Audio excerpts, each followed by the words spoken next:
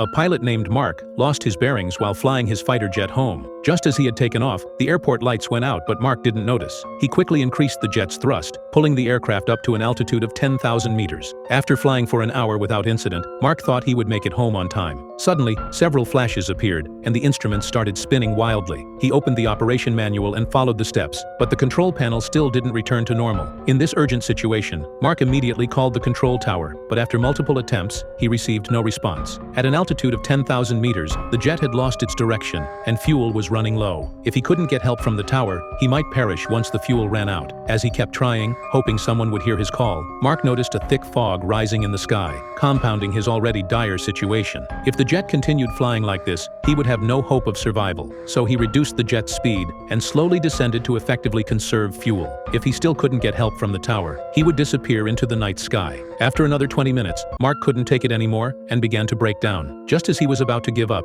he suddenly spotted a bomber to his right, signaling to him. Seeing this, he knew he was saved. The bomber pilot communicated with Mark and learned that he had lost his way, and his fuel was down to only 3 units. He needed to land immediately. The pilot quickly instructed Mark to follow him, leading him to the nearest airport. Under the pilot's constant guidance, they soon arrived above an airport, and Mark successfully landed. However, the mysterious pilot turned around and quickly flew away. After exiting the cockpit, Mark saw a car parked there. The driver introduced himself as an airport employee, there to take Mark to the restaurant. Upon arriving at the restaurant, Mark noticed names and ages written on the wall ahead. The employee explained that this was once a military airport, and the pilots were young men about Mark's age. When World War II broke out, bombing missions came one after another, and most of them never returned. Mark was drawn to a photograph, and upon closer inspection, realized it was the very pilot who had just guided him to safety.